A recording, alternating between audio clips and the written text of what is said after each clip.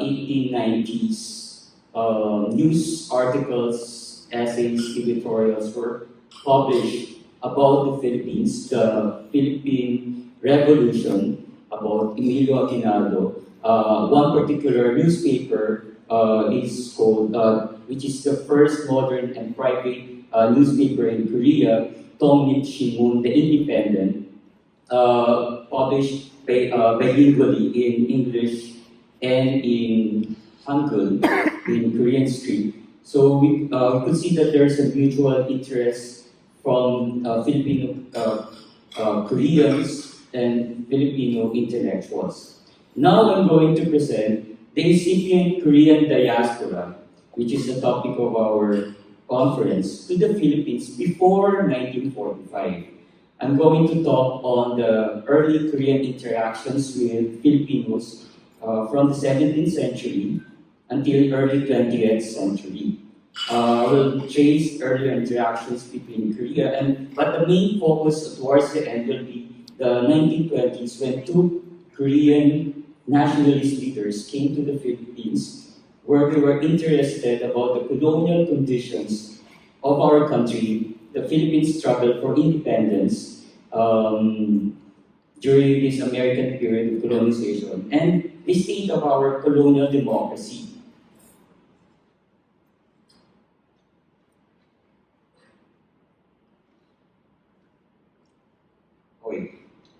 So this first the first instance of presence of Koreans in the Philippines was in 1614.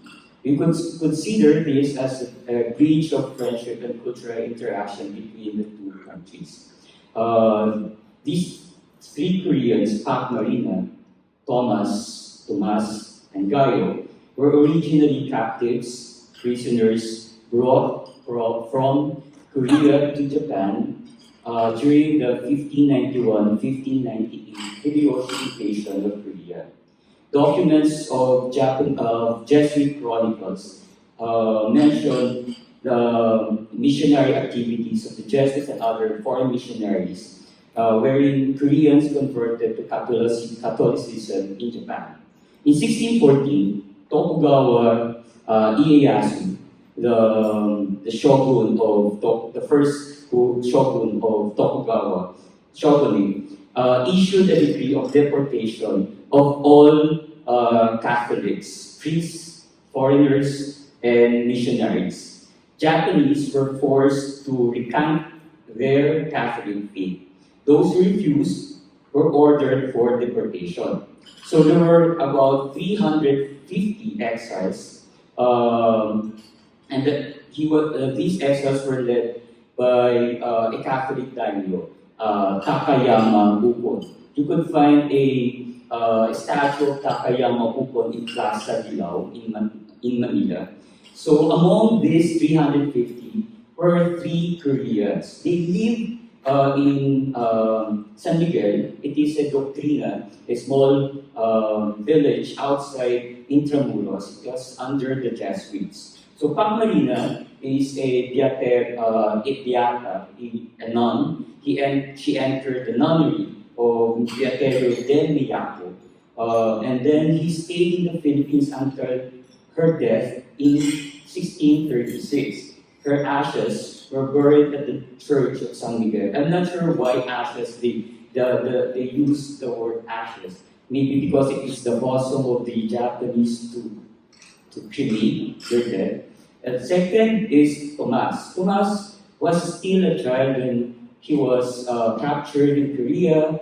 He was a son, the Jesuit chronicle mentioned that he was a son of a young man, brought to Japan, became a catechist, and during this time, 1614, he was in his 40s. And then he only stayed here for a few months, then he asked to leave, and he went back to Nagasaki. He wanted to go to Nagasaki and then back to Korea and start evangelization. And then after that, we don't know what happened to Thomas. Third is Gayo, the third Korean in 1614. He is a Buddhist monk in his 20s when he was captured. So in 1614, he will be older than Tomas. He was converted to Catholicism in Japan, and then he also, in 1615, after a year, he went back to Nagasaki. He started evangelizing again, and then he was arrested in Japan, in Nagasaki, and then martyred. Our next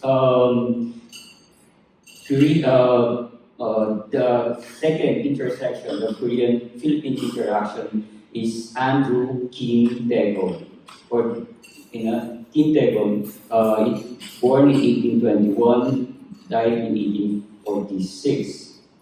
He was born into a young family. He entered the seminary in Macau at the age of 15.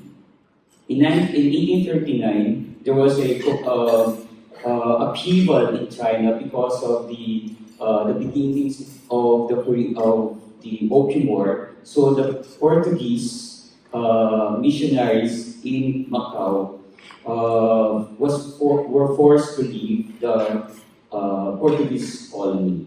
They arrived in Manila on April 19, 1839, and then after that, on May.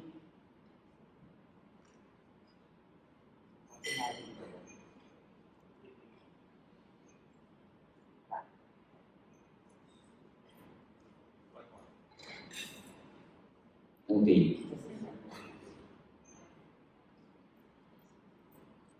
Okay.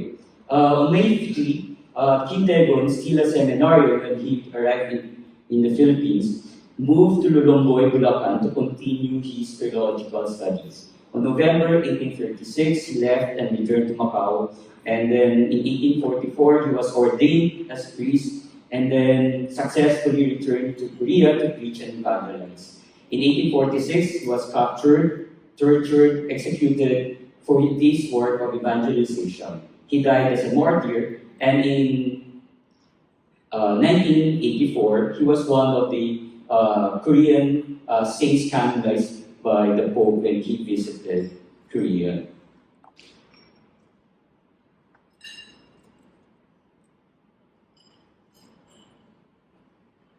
On a different note, this is not Munsundo is not a convert, he's not a Catholic, but this is an interesting story. He's a skate merchant from Buksanto. Skate is a family of stingrays. He's a fisherman and a merchant. He catches skates of stingrays of the temperate zone, and then he suffered misfortunes at sea that brought him to Ilocos in November 1802.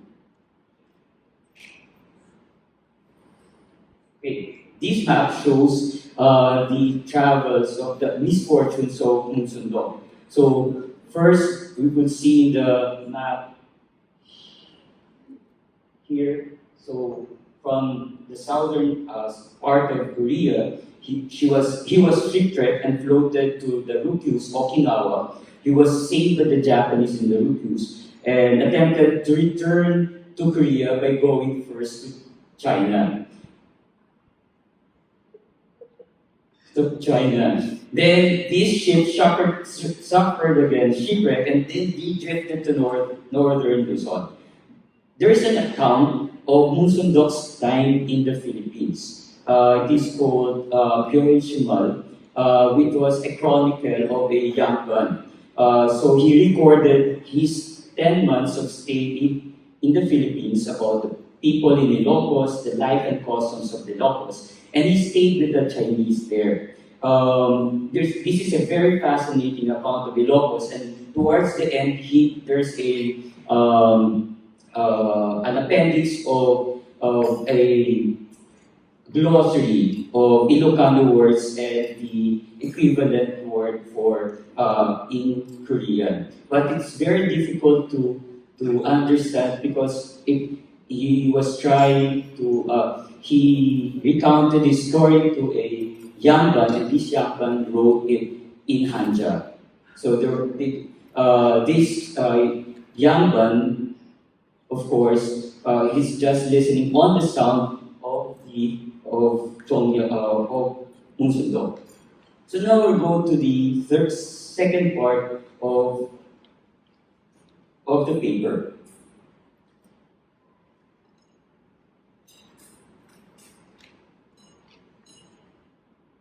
Okay. An Chang-ho, there were two Korean nationalists who came to the Philippines in 1929. An Chang-ho is a member of the Independence Club and the Korean Provisional Government in Shanghai. Yong Yong, on the other hand, is a progressive, and some scholars say he's a leftist independence leader. And in 1945, he was elected actually as the president of the mass-based organization, People's Committee of Korea, but he was not selected by North Korea to be the president of North Korea, and decided the US for South Korea. He was assassinated in 1947. So before that, in 1929, An Chang-ho arrived in February 1929. Yoon Yong arrived in the Philippines in June 1929. So the purpose of An Chang-ho's visit to the Philippines was to look for a suitable Korean refugee settlement. He would like to assess the conditions of the Koreans. So he said in his memoir, he said there were already 50 Koreans living secretly in the Philippines. They lived in Manila as Chinese. They were using Chinese passports. He arrived in February, met these 50 Koreans, and on March 1, 1929, there was an anniversary commemorative gathering for the Sami independence uprising in Korea. The second purpose was also to meet with the officials of the Philippines, the immigration office, on the possibility of granting immigration permits to Koreans. And after having interviewed, he realized that it was very difficult because the conditions were they have to pay 51, but he said it's already very expensive, but I'm not sure how much the value of 50 Korean won at that time, or Korean yen. But he said it's very expensive, and then Koreans must use the Japanese passport and not Chinese passport because they were colonial citizens. And then after that, he tried to meet with Manuel L. Quezon, the foremost politician at the time, but he wasn't able to arrange the appointment, so he traveled outside of Manila. First, he traveled to Pagsangan, so this is a picture of his travel to Pagsangan. And second, he went to Baguio. And he mentioned that this place is very suitable, the climate is very suitable for Koreans, and we know that Koreans love Baguio today. Then he took this picture with some Filipinos in traditional attire. And I would like also to just insert this picture. It was published in Chosun Ilbo, one of the newspapers during that time in Korea. So he has a very positive opinion of the Philippines. He said there's a progressive colonial democracy. There were so many Filipinos in the colonial government. The public school system is very good. There's a free press. And the only negative criticism he had was the ownership of large plantations by Americans in the Philippines. Second is Yoon Yong. Yoon Yong is a different character. He's a progressive, he's a journalist, an athlete, and during this time he was the coach of a university soccer team.